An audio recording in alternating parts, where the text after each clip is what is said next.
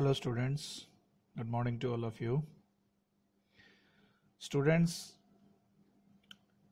हमने यूनिट 5 में capital budgeting का चैप्टर शुरू किया था और कैपिटल बस्टिंग के मेथड्स हम लोग पढ़ रहे हैं और मेथड्स पढ़ने के क्रम में मैंने पिछले वीडियो में आपको पे बैक पीरियड और उसमें इम्प्रूवमेंट के बारे में विस्तार से बताया था, उसके फॉर्मूलेज बताए थे।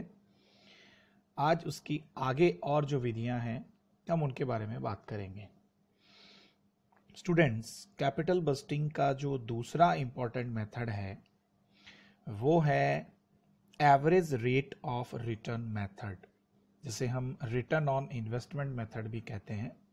शॉर्टकट में हम इसे ARR या ROI कहते हैं, यानी औसत प्रत्याय दर विधि। वैसे ये जो विधि है स्टूडेंट्स, इसके बहुत सारे नाम हैं। इसे accounting rate of return method यानी लेखांकन प्रत्याय दर विधि भी कहते हैं। कहीं कहीं इसे unadjusted rate of return method भी कहते हैं, यानी असमायोजित प्रत्याय दर विधि। होती क्या है थोड़ा सा मैं आपको बता देता हूं। इस विधि में किसी भी परियोजना में किए गए विनियोग पर प्रत्याय की दर ज्ञात की जाती है और समय का समायोजन नहीं किया जाता है।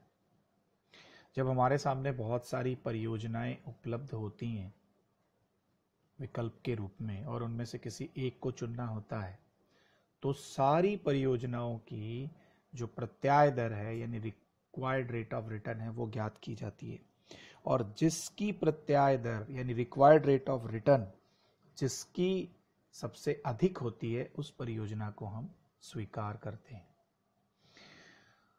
और विपरीत में जब एक ही परियोजना की हमें लेखांकन प्रत्याय दर निकालनी हो, तो उसे स्वीकार या अस्वीकार करना हो, तो परियोजना की प्रत्याय दर प्रबंध द्वारा जो स्वीकार्य न्यूनतम दर के बराबर या उससे अधिक होनी चाहिए। और इस विधि के अनुसार जो दीर्घकालीन परियोजनाएं होती हैं उनका मूल्यांकन किया जाता है। तो ये तो मैंने आपको औसत प्रत्याय दर विधि क्या होती है इसके बारे में बताया। अब देखिए, आप वीडियो में ध्यान दें कि एक सूत्र मैंने लिखा है ARR is equal to annual average income after tax and after depreciation, यानी ऐसी इनकम जिसमें टैक्स भी घटा हुआ हो और डेप्रिसिएशन भी घटा हुआ हो, अपॉन एवरेज इन्वेस्टमेंट या initial cost into 100। Students, upon में जो इनिशियल कॉस्ट है वो तभी काम में लेते हैं जब हमें प्रश्न में ये दिया गया हो कि आपको ARR initial investment initial cost की मदद से निकालना है। यदि कुछ भी नहीं दिया है, सीधा यही दिया है कि ARR निकालिए जी, तो हमें अपॉन में एवरेज इन्वेस्टमेंट ही लेना है, इनिशियल कॉस्ट नहीं लेना है। अब यहाँ पे दो चीज़ें आई, after depreciation and after tax. तो नीचे मैंने दो फॉर्मूले भी आपको बताए हैं। देखिए, डेप्रिसिएशन निकालने के लिए हम लोग क्या करेंगे, जो कॉस्ट होगी असेट्स की minus scrap value upon estimated life of assets, यानी आपका जो संपत्ति है उसका अनुमानित जीवन काल, उसका भाग दे देंगे तो डेप्रिसिएशन आ जाएगा। और एवरेज इन्वेस्टमेंट निकालने के लिए हम लोग करेंगे initial cost plus scrap value upon 2, तो एवरेज इन्वेस्टमेंट आ जाएगा।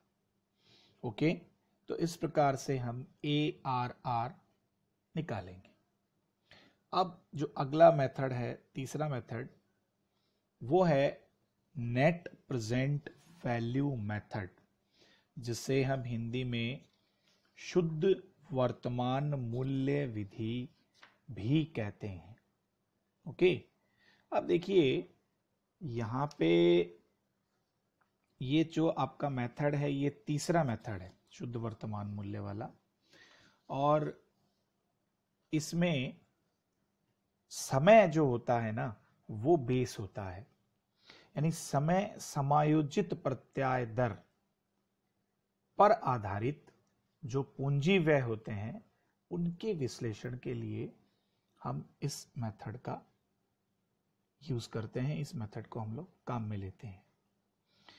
और इस विधि में क्या निकाला जाता है वो मैं आपको बता देता हूं कि हम इस विधि में विनियोग पर प्राप्त रोकड़ अंतर्वाहों का प्रबंध द्वारा निर्धारित अपेक्षित प्रत्याय दर से बट्टा करके वर्तमान मूल्य ज्ञात करते हैं।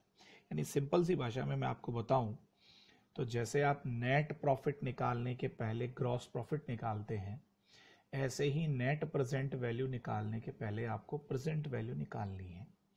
प्रेजेंट वैल्यू कैसे निकालेंगे, देखिए आपको फॉर्मूला दिया हुआ है, present value is equal to cash inflows into rate of discount.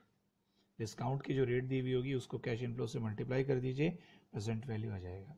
फिर जो टोटल प्रेजेंट वैल्यू आपकी आएगी minus initial cost, initial cost को आप माइनस कर दीजिए तो आपका नेट प्रेजेंट वैल्यू आ जाएगा। और इनिशियल कॉस्ट यहाँ पे कम होना चाहिए और टोटल प्रेजेंट वैल्यू ज़्यादा होना चाहिए, तभी हमारा जो आंसर है वो पॉजिटिव आएगा। और यदि इसी में हमें प्रेजेंट वैल्यू इंडेक्स या प्रॉफिटेबिलिटी इंडेक्स पीवीआई या पीआई निकालना हो तो total present value upon initial cost, ठीक है। एनपीवी में हम इनिशियल कॉस्ट को माइनस करते हैं और पीवीआई में हम इनिशियल कॉस्ट का भाग देते हैं।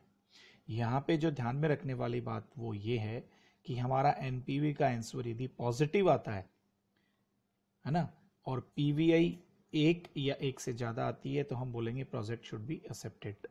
और यदि ऐसा नहीं होता है, एनपीवी माइनस में जा रही है और पीवीआई एक से कम आ रहा है, तो हम उस परियोजना को स्वीकार नहीं करेंगे। तो ये स्टूडेंट्स आपका एआरआर का मेथड और नेट प्रेजेंट वैल्यू और इसमें प्रेजेंट वैल्यू इंडेक्स हम लोग कैसे निकालेंगे ये मैंने आपको बताया। तो स्टूडेंट्स इस वीडियो में इतना ही। नेक्स्ट वीडियो में मैं आपको इसकी जो अगली विधि है वो आपको बताऊंगा और उसके बाद हम लोग इससे रिलेटेड प्रैक्टिकल सवाल करेंगे। बहुत बहुत धन्यवाद। Goodbye, take care.